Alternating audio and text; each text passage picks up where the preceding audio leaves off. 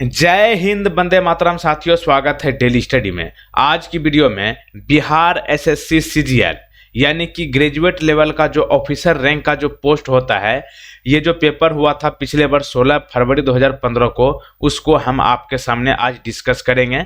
और ये आपको बता दें कि ये पेपर जो है ऑफिशियल है, यानी कि ऑफिशियल पेपर जो पिछले वर्ष हुआ था उसको हम आपके सामने डिस्कस करेंगे। और आपको बताना चाहूँगा, इसमें कुल मिलाकर 150 प्रश्न पूछे जाते हैं, तो वीडियो के अंत तक बने रहिएगा। इससे आपको पता लगेगा कि किस लेवल का प्रश्न आपके परीक्षा में पूछे जाते हैं और आपको जो है किस लेवल की तैयारी करनी चाहिए। तो चलिए, आप हमारे साथ अंत तक बने रहिएगा। सभी पेपर को बारी बारी से हम आपके सामने डिस्कस करते हैं।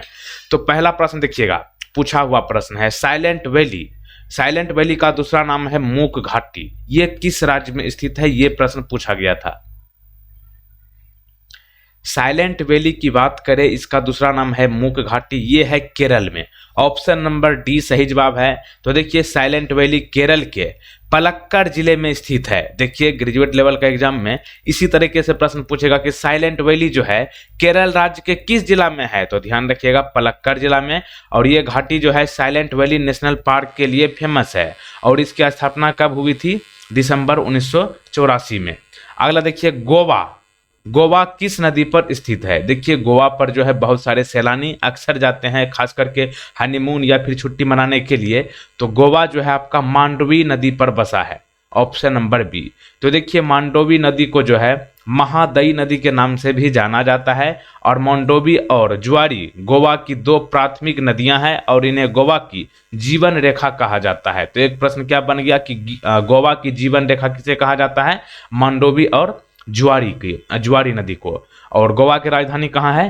पणजी। और अक्सर पूछता है कि पणजी जो है, पणजी शहर किस नदी के किनारे बसा है? तो यही है मांडोवी नदी। रिकेटस मनुष्यों में किस विटामिन की कमी से होता है? रिकेटस जो है एक बीमारी का नाम है। ये कौन सी विटामिन की कमी के कारण हमारे बॉडी में होता है? तो ये विटामिन डी की कमी के कारण होता है। तो ऑप्शन यहाँ पे बी सही जवाब है। तो देखिए, विटामिन डी का रासायनिक नाम कॉलीकैल्सिफेरॉल है और इसकी कमी से रिकेटस होता है। और इसकी खोज जो है एडवर्ड मेलानवी ने की थी। और यह जो है विटामिन डी आपका वसा में घुलनशील होता है। और ये मुख्य रूप से कहाँ पाया जाता है? मछली, अंडे, जिगर, मशरूम में पाया जाता है। और सबसे ज़्यादा ये आपका सूर्य की रोशनी में पाया जाता है।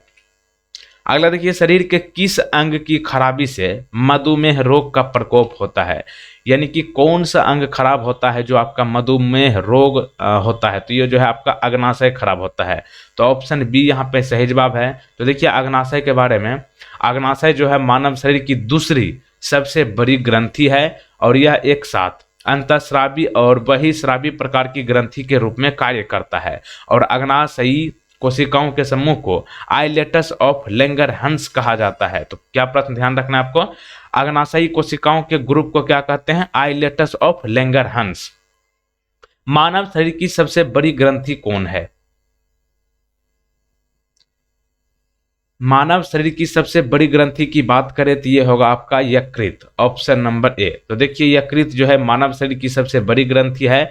और पीत का रस यकृत के माध्यम से स्रावित होता है। क्या आप लोग कमेंट में बता सकते हैं यकृत को इंग्लिश में क्या कहा जाता है? वैसे आगे हम आपको बताएंगे, वैसे आप कमेंट करके फिलहाल बता सकते हैं। अगला देखिए, शरीर के प्रत्येक भाग में रक्त कौन पहुंचाता है? यानी कि हमारे बॉडी में प्रत्येक जगह जो है ब्लड पहुंचता है, ये किसकी मदद से? तो ये होगा आपका हार्ट। ऑप्शन नंबर डी, यानी कि हृदय की मदद से। तो देखिए, हृदय का काम जो है हमारे शरीर के प्रत्येक भाग में रक्त पहुंचाना होता है। इबोला क्या है? इबोला की बात करें तो ये जो है विषाणु होता है, यानी कि ऑप्शन नंबर ए, यानी कि वायरस। तो देखिए, इबोला जो है वायरस की खोज, इबोला वायरस की खोज की बात करें तो ये होगा आपका रूसी वैज्ञानिक दमित्री इवानोवस्की ने की थी। और इस वायरस के लक्षण क्या है? ये जीवित कोशिकाओं के अंदर सक्रिय हो जाते हैं और न्यूक्लिक एसिड खुद को दोहराते हैं और तेजी से प्रजनन करते हैं। और ये बैक्टीरिया और कवक जैसी बीमारियों का कारण बनते हैं। घेघा रोग आयोडीन की कमी से होता है। एक प्रश्न क्या बन गया कि घेघा रोग कौन चीज की कमी से होता है? आयोडीन की कमी से। ये जो है किस क्षेत्र में व्याप्त होता है, यानी कि किस क्षेत्र को जो है ये नुकसान पहुंचाता है? घेघा रोग आप यहाँ पे चित्र में ही देख लीजिए, यहाँ पे आप देख लीजिए, ये जो है आपका पहले पहाड़ी क्षेत्र में सबसे ज़्यादा होता है, तो ऑप्शन बी यहाँ पे सही जवाब है। तो देखिए आयोडीन थायराइड ग्रंथि द्वारा उत्पादित हार्मोन का एक आवश्यक घटक है ये, और आयोडीन व्यापक रूप से असमान रूप से पृथ्वी के पर्यावरण में वितरित किया जाता है, और घेघा रोग अक्सर जो है यहाँ पे होता है गले के पास। विटामिन ए मुख्यतः कहाँ संग्रहित होता है?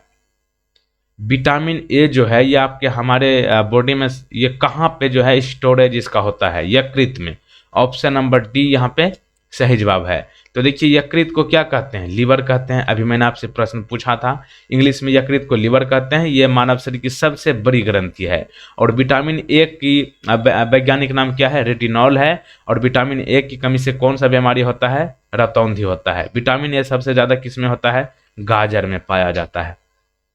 विटामिन बी1 की कमी के कारण कौन सा रोग होता है?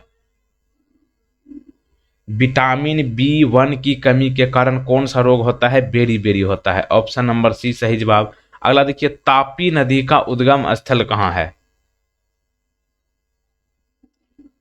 तापी नदी का उद्गम स्थल की बात करें तो ये होगा आपका Satpura range. Option number B. तो देखिए तापी नदी जो है सतपुरा रेंज से निकलती है और खंभात की खाड़ी में जाकर गिरती है। और इसके तट पर स्थित प्रमुख शहर कौन है? सूरत, बुरहानपुर, अकोला, बुल्ढाना, वाशिम, जलगांव और धुले, ये सभी जो है आपका तापी नदी के किनारे बसा है, जो कि सतपुरा रेंज से निकलती है। मादा क्यूलेक्स मच्छर काटने से कौन सा रोग होता है? ध्यान रखिएगा, मादा क्यूलेक्स है। मादा क्यूलेक्स मच्छर काटने से जो है जापानी इंसेफेलाइटिस होता है। तो ऑप्शन डी सही जवाब है। और एक होता है मादा एनोफिलीज मच्छर, यहाँ पे है मादा क्यूलेक्स मच्छर, इसके काटने से जापानी इंसेफेलाइटिस होता है। और एक होता है मादा इनोफिलीज मच्छर, इसके काटने से मलेरिया रोग होता है, और ये प्रोटोजोआ के कारण होता है। समदाब रेखाएं किसको प्रदर्शित करती है? देखिए इस प्रकार से समदाब रेखाएं होती है, ये जो है आपका समान वायुमंडलीय दाब को प्रदर्शित करती है। तो ऑप्शन डी सही जवाब। तो देखिए समदाब रेखाएं को इंग्लिश में आइसोबार कहा जाता है। और आइसोबार जो है एक मौसम मानचित्र पर खींची जाने वाली रेखा है जो समान दाब के बिंदुओं को जोड़ती है। और यह औसत समुद्र तल की दबाव रिपोर्ट से उत्पन्न होता है और दबाव मान मीलबारों में दिया जाता है। इनमें से कौन सी नदी कच्छ के रण में समाहित होती है?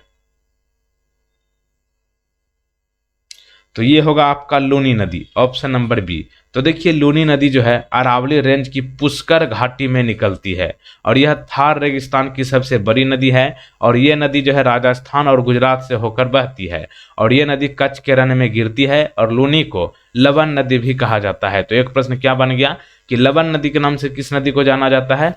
लूनी नदी को। देखिए आगे बढ़ने से पहले बता दें कि आप लोग फटाफट वीडियो को लाइक जरूर कर लीजिए, और जो लोग पहली बार आए हैं चैनल को तुरंत सब्सक्राइब कीजिए। उसके बाद सब्सक्राइब करने के बाद इस बेल आइकन को क्लिक करने के बाद ध्यान रखिएगा ये ऑल नोटिफिकेशन को क्लिक करके जरूर रखिएगा, ताकि नए अपडेट का नोटिफिकेशन सबसे पहले आप तक पहुंचे। कच्छ का रण किस प्रदेश में है?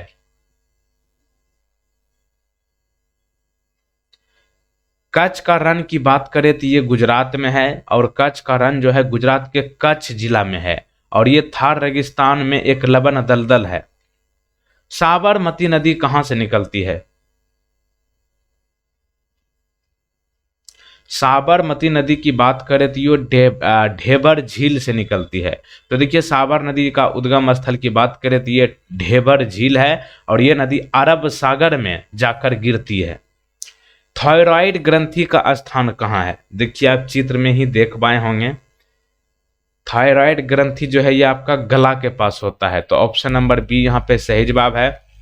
तो देखिए थायराइड ग्रंथि यह हार्मोन का उत्पादन करता है जो शरीर के चयापचय दर को नियंत्रित करता है, जैसे कि हृदय, मांसपेशियों और पाचन कार्य, और मस्तिष्क के विकास और हड्डियों के रखरखाव करता है। और इसकी अच्छी कार्य प्रणाली आहार से आयोडीन की अच्छी आपूर्ति पर निर्भर करता है।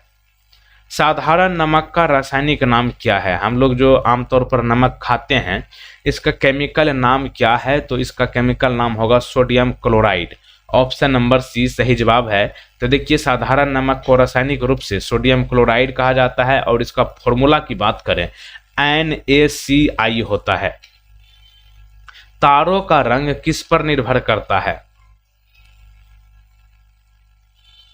तारों का रंग की बात करें तो ये उनके तापमान पर निर्भर करता है। ऑप्शन ए यहाँ पे सही जवाब है। तो देखिए, तारे गर्म ज्वलन गैसों से बने होते हैं और ये अपने स्वयं के प्रकाश का उत्सर्जन करते हैं और बहुत बड़े होते हैं, और प्रकाश को अगले निकटतम स्टार प्रोक्सिमा सेंटरी से हम तक पहुंचने में लगभग 4.3 वर्ष लगते हैं, और तारों का रंग उनके तापमान पर निर्भर करता है। डॉक्टर नॉर्मन ई बोरलॉग किस देश से थे? डॉक्टर नॉर्मन ई बोरलॉग की बात करें तो ये अमेरिका से थे। ऑप्शन सी यहाँ पे सही जवाब है। आप चित्र में देख लीजिए, यही है डॉक्टर नॉर्मन ई बोरलॉग, और ये जो है अमेरिका के एक कृषि विज्ञानी थे, और इन्होंने हरित क्रांति की शुरुआत की है। कब? 1966 में। इसलिए हरित क्रांति का जनक विश्व भर में किन्हें कहा जाता है? इन्हें ही कहा जाता है, डॉक्टर नॉर्मन अर्नेस्ट बोरलॉग को। और भारत में हरित क्रांति का जनक किसे माना जाता है? Doctor M S. स्वामीनाथन। और इन्होंने जो है भारत में, डॉक्टर एम.एस. स्वामीनाथन भारत में हरित क्रांति को जो है सफल बनाया है। और हरित क्रांति शब्द जो है किसने गढ़ा है? Doctor William Gaud. ठीक। आयोडीन टेस्ट का प्रयोग किसकी उपस्थिति जांचने के लिए होता है? आयोडीन टेस्ट का प्रयोग जो है ये आपका कार्बोहाइड्रेट जांचने के लिए होता है। तो ऑप्शन नंबर डी। तो देखिए, कार्बोहाइड्रेट की उपस्थिति की जांच करने के लिए एक आयोडीन परीक्षण का उपयोग किया जाता है, और कार्बोहाइड्रेट को 3 प्रमुख समूहों में विभाजित किया गया है। कौन कौन? मोनोसेकेराइड, ओलिगोसेकोराइड और पॉलीसेकेराइड। भारतीय संविधान का कौन सा अनुच्छेद छुआछूत उन्मूलन से संबंधित है? जैसा कि जानते हैं, शिक्षा के अभाव में जो है छुआछूत का जो है यहाँ पे कुछ दिन पहले ऐसे होता था, लेकिन जो ये संविधान का अनुच्छेद 17 के तहत जो है इनको खत्म कर दिया गया है। अगर आप छुआछूत के आधार पर आप किसी व्यक्ति के साथ भेदभाव करते हैं तो आपके ऊपर कानूनी कार्रवाई की जा सकती है संविधान के अनुच्छेद 17 के तहत। और इनके अलावा अनुच्छेद 15 के बारे में पूछा जाता है। अनुच्छेद 15 क्या है? ये धर्म, नस्ल, जाति, लिंग या जन्म स्थान के आधार पर भेदभाव के निषेध से संबंधित है। अनुच्छेद 16 पूछा जाता है, ये सार्वजनिक रोजगार के मामलों में अवसर की समानता की गारंटी देता है। और अनुच्छेद 18 ये कहता है कि उपाधियों के उन्मूलन को सुनिश्चित करना। प्लास्टर ऑफ पेरिस का रासायनिक नाम क्या है? प्लास्टर ऑफ पेरिस का रासायनिक नाम की बात करें तो ये होगा आपका calcium sulphate hemihydrate. Option number C सही जवाब है। तो देखिए, प्लास्टर ऑफ पेरिस का रासायनिक नाम कैल्शियम सल्फेट हेमीहाइड्रेट है, और ये जिप्सम से बना होता है। और ये प्लास्टर ऑफ पेरिस का उपयोग जो है वो अस्थि यानी कि टूटा हुआ हड्डियों को जोड़ने को करने के लिए किया जाता है। खिलौने बनाने, सजावट के लिए सामग्री और सतहों को चिकना बनाने के लिए उपयोग किया जाता है। इनमें से गौ प्रजातियों में कौन सा प्रजाति देसी नहीं है? ये है गाय का प्रजाति। ये 4 में से 3 है, लेकिन एक गाय की प्रजाति नहीं है। वो कौन है? देसी नहीं है। तो ये होगा आपका ऑप्शन नंबर ए, हॉलस्टाइन फ्रीजियन। बाकी के गिर, रेड सिंधी और थारपाकर ये सभी जो है गाय की प्रजाति है। और ये हॉलस्टाइन फ्रीजियन की बात करें तो ये दुनिया का सबसे अधिक उत्पादन करने वाला डेयरी पशु है, और इन्हें हेल्स्टीन मवेशी के नाम से जाना जाता है।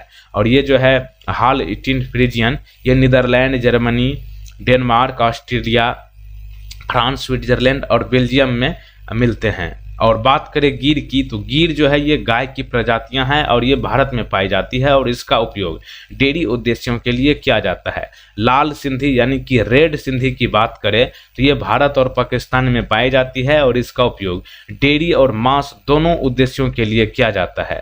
थार पारकर की काफ़ी चर्चा में रहती है। ये थार पारकर जो है गाय की प्रजाति है, और ये भारत और पाकिस्तान में पाई जाती है, और इसका उपयोग डेयरी उद्देश्यों के लिए किया जाता है। बिहार पंचायती राज अधिनियम में ग्राम पंचायत की अवधि 5 वर्षों की निर्धारित की गई है। इसकी गणना कैसे की जाती है? बिहार पंचायती राज अधिनियम में जो है ग्राम पंचायत की अवधि कितने वर्ष का होता है? 5 वर्ष का। और इसकी गणना जो है पंचायत निर्वाचन की अधिसूचना की तिथि से की जाती है। तो ऑप्शन ए सही जवाब है। तो देखिए, पंचायती राज प्रणाली वह प्रणाली है जो जमीनी स्तर पर व्यक्तियों की भागीदारी सुनिश्चित करती है। और 73वां संवैधानिक संशोधन अधिनियम 1992 पंचायती राज व्यवस्था से संबंधित है। और भारत के संविधान का भाग 11 भारत के संविधान का भाग 9 और अनुसूची 11 ये पंचायती राज व्यवस्था से संबंधित है।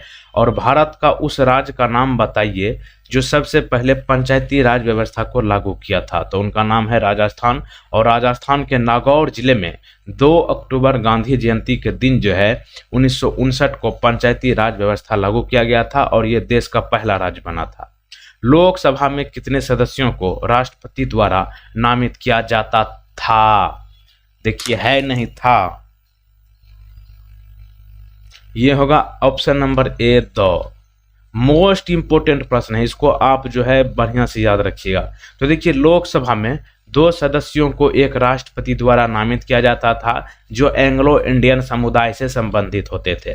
वे लोग जिनके माता या पिता या पूर्वज ब्रिटिश से होते थे उसी को जो है एंग्लो इंडियन कहा जाता था। और लोकसभा में 2 सदस्यों को राष्ट्रपति द्वारा एंग्लो इंडियन को जो है नामित किया जाता था। लेकिन यहाँ पे मोस्ट इंपोर्टेंट बात यह है कि 104वें संविधान संशोधन अधिनियम 2019 के अनुसार जो है जनवरी 2020 में भारतीय संसद और राज्य विधानसभाओं में एंग्लो इंडियन का आरक्षित सीटों को समाप्त कर दिया गया है। भारत के संविधान का कौन सा अनुच्छेद धन विधेयक से संबंधित है?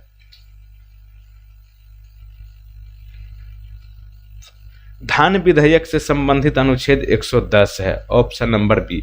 तो देखिए भारत के संविधान का अनुच्छेद 110 धन विधेयक से संबंधित है और लोकसभा अध्यक्ष यह तय करता है कि कोई विधेयक धन विधेयक है या नहीं। राष्ट्रपति की सिफारिश पर इसे केवल लोकसभा में पेश किया जाता है।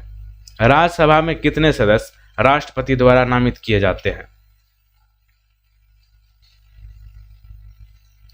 तो ये होगा 12, ऑप्शन नंबर सी। तो देखिए राज्यसभा में 12 सदस्य जो है राष्ट्रपति द्वारा नामित किए जाते हैं और इनका ये जो नामित होते हैं 12 सदस्य, ये जो है कला, साहित्य, विज्ञान और समाज सेवा के क्षेत्र में महान योगदान देने वाले में से होते हैं। और राज्यसभा का सदस्य बनने के लिए आवश्यक न्यूनतम आयु कितनी होती है? 30 वर्ष।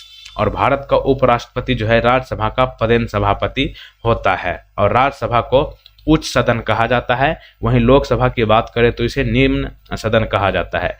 राज्यसभा का सदस्य बनने के लिए न्यूनतम आयु 30 वर्ष और लोकसभा का सदस्य बनने के लिए न्यूनतम आयु 25 वर्ष। तो प्रधानमंत्री बनने के लिए न्यूनतम आयु कितनी हो गई? 25 वर्ष, क्योंकि प्रधानमंत्री जो है राज्यसभा या फिर लोकसभा कहीं से भी मेंबर होंगे तो वो बन जाएंगे। राष्ट्रपति बनने के लिए न्यूनतम आयु कितनी होनी चाहिए? 35 वर्ष। अगला देखिए, राष्ट्रीय प्रतीकों के संबंध में नीचे दिए गए कथनों में कौन सा कथन सही नहीं है? देखिए आपको थोड़ा सा टाइम जरूर लगेगा, आप वीडियो को रोक करके आप ऑप्शन को अच्छे से पढ़िए, उसके बाद आंसर कर सकते हैं। तो देखिए राष्ट्रीय प्रतीकों के संबंध में बात करें तो भारत के राष्ट्रीय ध्वज की चौड़ाई और लंबाई का अनुपात 2:3 होता है, बिल्कुल होता है, ये सही है। राष्ट्रीय झंडे के चक्र में आरों की संख्या कितनी होती है? 24 होती है, तो ये सही है, बिल्कुल सही है। राष्ट्रीय प्रतीक लौरिया नंदनगढ़ के सिंह सिर से लिया गया है? नहीं लिया गया है, इसलिए ऑप्शन सी यहाँ पे सही जवाब है। और बाकी के ऑप्शन डी नंबर की बात करें, राष्ट्रीय धुन बजाने की पूर्ण आधिकारिक अवधि कितना सेकंड का होता है? 52 सेकंड का होता है। तो यहाँ पे पूछा गया था कि कौन सा कथन सही नहीं है, तो राष्ट्रीय प्रतीक लौरिया नंदनगढ़ के सिंह सिर से नहीं लिया गया है, तो यहाँ पे सी ही आंसर होगा। बात करें राष्ट्र का प्रतीक अशोक के सारनाथ शेर की राजधानी से लिया गया है, तो देखिए आपको यहाँ पे ये ध्यान रखना है, नंदनगढ़ जो है ये आपका लौरिया, ये आपका बिहार में है, ठीक। मोर भारत का राष्ट्रीय पक्षी है, ठीक। भारत का राष्ट्रीय पक्षी क्या है? मोर है। मोर का वैज्ञानिक नाम क्या है? देखिए प्रश्न इसी तरीके से जो है घुमा के पूछा जाता है, आपसे नहीं पूछेगा कि भारत का राष्ट्रीय पक्षी क्या है, वो तो आप बता दीजिएगा मोर है। मोर का वैज्ञानिक नाम क्या है? पावोक्रिस्टेटस है। क्या है? पावोक्रिस्टेटस, ऑप्शन ए।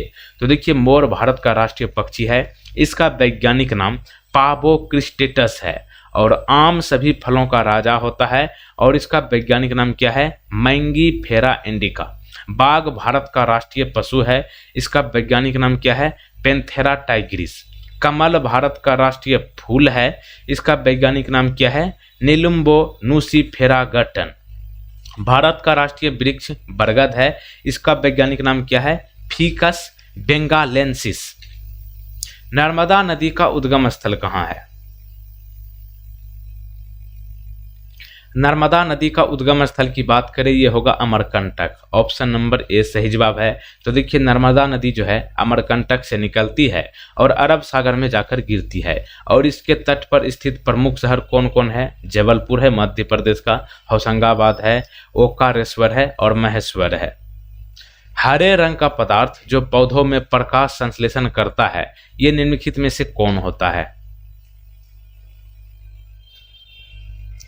तो ये होगा आपका क्लोरोफिल, ऑप्शन नंबर ए। तो देखिए क्लोरोफिल हरा पदार्थ है जो पौधों में प्रकाश संश्लेषण करता है। और प्रकाश संश्लेषण जो है पानी, प्रकाश, क्लोरोफिल और कार्बन डाइऑक्साइड की उपस्थिति में पौधे में कार्बोहाइड्रेट के गठन को प्रकाश संश्लेषण कहा जाता है।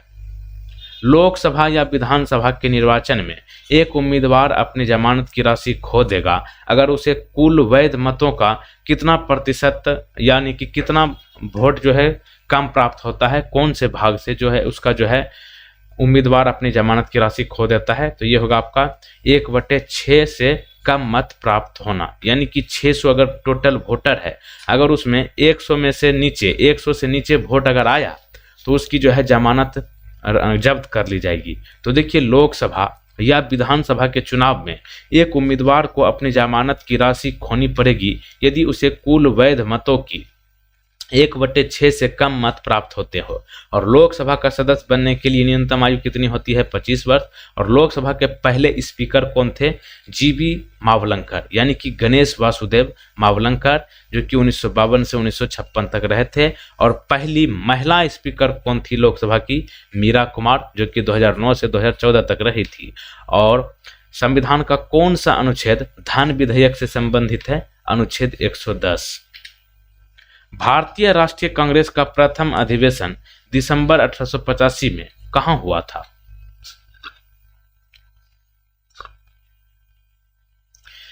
प्रथम अधिवेशन दिसंबर 1885 में कांग्रेस का बॉम्बे में हुआ था, ऑप्शन नंबर बी। तो देखिए भारतीय राष्ट्रीय कांग्रेस यानी कि आईएनसी मतलब इंडियन नेशनल कांग्रेस, इसकी स्थापना जो है 28 दिसंबर 1885 को एलन ऑक्टेवियन ह्यूम ने की थी। और कांग्रेस का पहला सत्र बॉम्बे में गोकुल दास तेजपाल संस्कृत कॉलेज राम में आयोजित किया गया था। और बॉम्बे में आयोजित इंडियन नेशनल कांग्रेस सत्र के पहले अध्यक्ष बोमेश चंद्र बनर्जी थे। एक दल लोकसभा में विपक्षी दल होने का दावा करता है, इसके पास न्यूनतम कितने सांसद लोकसभा में होने चाहिए?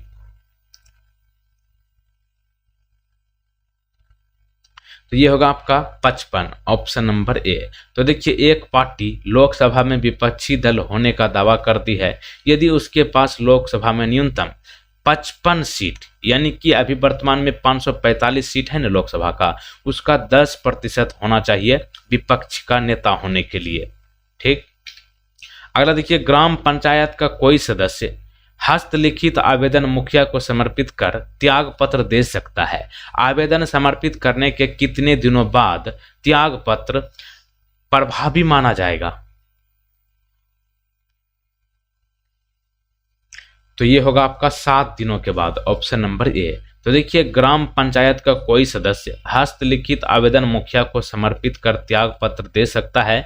और ग्राम सभा सदस्यों से युक्त निर्वाचित निकाय को ग्राम पंचायत कहा जाता है। और यह भारतीय गांव में एक बुनियादी गांव शासी संस्थान है और यह गांव के कैबिनेट के रूप में कार्य करता है। और यह एक राजनीतिक संस्थान है। और ग्राम पंचायतों में शामिल कौन होते हैं? सरपंच होते हैं, पंच होते हैं। पंच जो है न्यूनतम 6 होता है और अधिकतम 13 होते हैं। भारत में स्वतंत्रता के बाद प्रथम आम चुनाव कब संपन्न कराए गए थे? आज़ादी के बाद प्रथम आम चुनाव हमारे देश में कब हुआ था? 1951 में, ऑप्शन नंबर सी। तो देखिए भारत में आज़ादी के बाद पहला आम चुनाव 25 अक्टूबर 1951 से 21 फरवरी 1952 तक संपन्न हुआ था और उस समय किया गया सबसे बड़ा चुनाव था।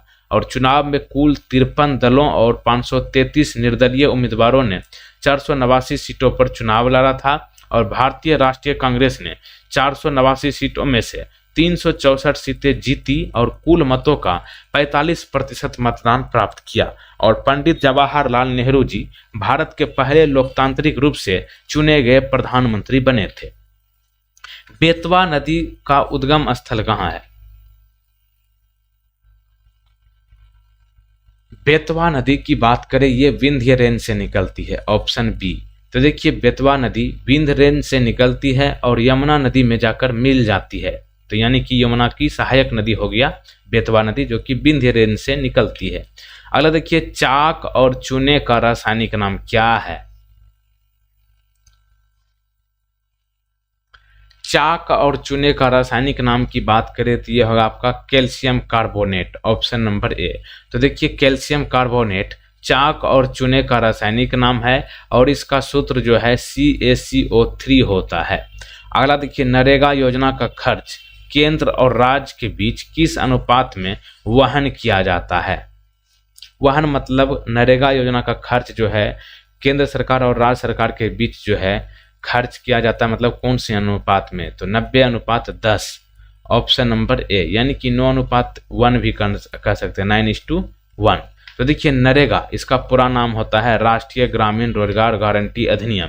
इसको जो है महात्मा गांधी रोजगार गारंटी अधिनियम 2005 के रूप में भी जाना जाता है और नरेगा का नाम बदलकर मनरेगा कर दिया गया है। मनरेगा मतलब क्या हो गया? महात्मा गांधी राष्ट्रीय ग्रामीण रोजगार गारंटी अधिनियम। और यह अधिनियम जो है 2 फरवरी 2006 को शुरू किया गया था और अधिनियम का उद्देश्य ग्रामीण क्षेत्रों में सुरक्षा और आजीविका को बढ़ाने के लिए एक वित्तीय वर्ष में प्रत्येक परिवार को कम से कम 100 दिन का वेतन रोजगार प्रदान करना है। पहली पंचवर्षीय योजना कब शुरू की गई थी? पहली पंचवर्षीय योजना की बात करें तो ये 1951 में शुरू हुआ था, ऑप्शन नंबर ए। तो देखिए पहली पंचवर्षीय योजना पंडित जवाहरलाल नेहरू के नेतृत्व में 1951 से 1956 के बीच शुरू हुई थी और यह हैरोल्ड डोमर मॉडल पर आधारित था और योजना की लक्षित विकास दर 2.1% थी और योजना ये सफल रही थी और इसने जो है 3.6 की विकास दर हासिल की थी, जो उसके लक्ष्य से अधिक थी और देश का कृषि विकास योजना का प्रमुख उद्देश्य था। और इस योजना के अंत में देश में 5 IIT स्थापित किए गए थे। बिहार में किसान सभा की स्थापना किनके द्वारा की गई थी? आप चित्र में भी देख पाए होंगे, आप इस चित्र को देखकर भी आंसर कर पाए होंगे। तो बिहार में किसान सभा की स्थापना शाहजानंद सरस्वती जी ने की थी, ऑप्शन बी सही जवाब है।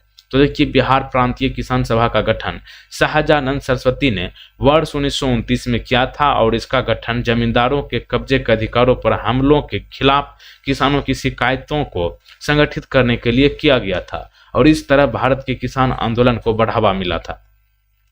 1860 में प्रकाशित नील दर्पण नील की खेती करने वालों की दुर्दशा चित्रित करता है। नील दर्पण के रचनाकार कौन थे? नील दर्पण के रचनाकार की बात करें तो ये होगा आपका दीनबंधु मित्र, ऑप्शन नंबर सी। तो देखिए 1860 में प्रकाशित नील दर्पण में दीनबंधु मित्र द्वारा नील की खेती करने वालों की दुर्दशा का चित्रण किया गया है। अगला देखिए, नीचे दी गई कमिटियों में किसका संबंध पंचायती राज से है?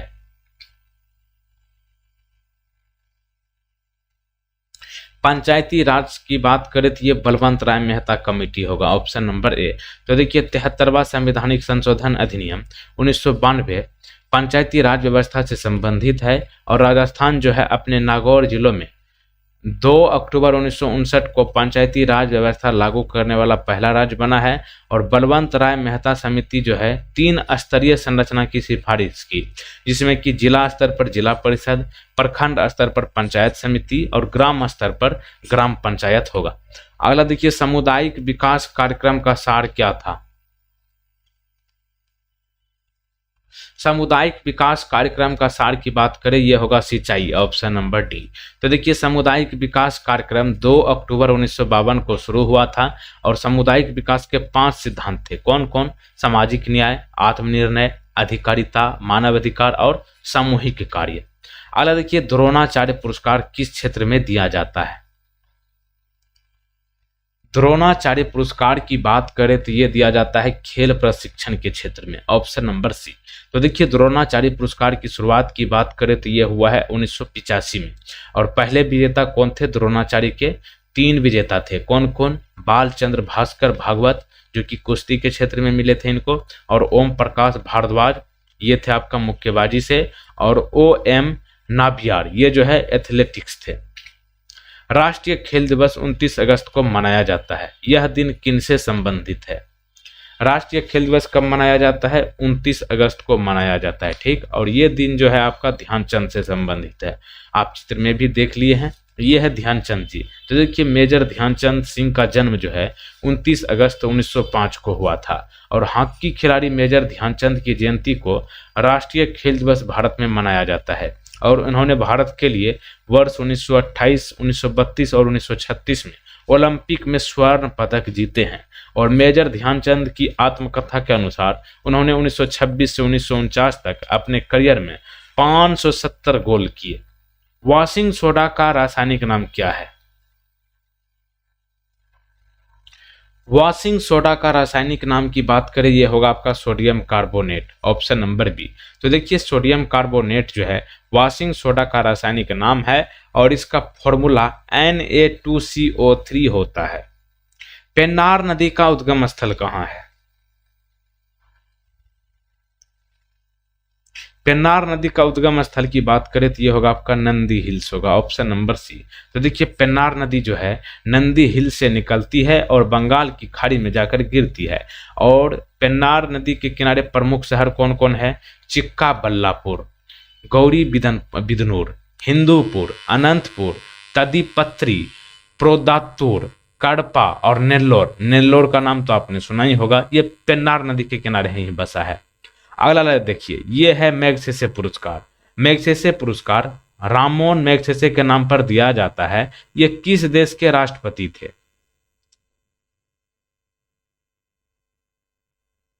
तो ये जो है फिलीपींस के राष्ट्रपति थे, ऑप्शन नंबर सी। तो देखिए इस पुरस्कार की स्थापना जो है फिलीपींस के पूर्व राष्ट्रपति रेमन मैग्सेसे की स्मृतियों को कायम रखने के लिए की गई थी, यानी कि याद को कायम रखने के लिए। और ये पुरस्कार जो है रेमन मैग्सेसे अवार्ड फाउंडेशन द्वारा प्रदान किया जाता है। और यह पुरस्कार पहली बार कब दिया गया था? रेमन मैग्सेसे पुरस्कार 1958 में। एक प्रश्न आपके लिए है, राष्ट्रीय विज्ञान दिवस प्रत्येक साल कब मनाया जाता है? इस प्रश्न का सही जवाब आपको नीचे कमेंट बॉक्स में बताना है। नेशनल साइंस डे कब मनाया जाता है? देखिए पिछला सेट आपने नहीं देखा है तो उसको आप जरूर देख लीजिए और स्पेशल आपके परीक्षा के लिए हम प्लेलिस्ट बना दिए हैं, उसको आप एक बार क्लिक कीजिए यहाँ पे बाएं साइड में और आपको सारे वीडियो एक साथ मिल जाएंगे। तब तक देखते रहिए डेली स्टडी। और अंत में हम आपको यही कहना चाहेंगे, प्लीज़ आपसे रिक्वेस्ट है कि वीडियो को शेयर जरूर कीजिए ताकि ज़्यादा से ज़्यादा मोटिवेट होकर और ज़्यादा से ज़्यादा लोगों के लिए हम आपके सामने इसी तरीका का प्रैक्टिस सेट लेकर आते रहें। तो मिलते हैं अगले वीडियो में। जय हिंद, वंदे मातरम।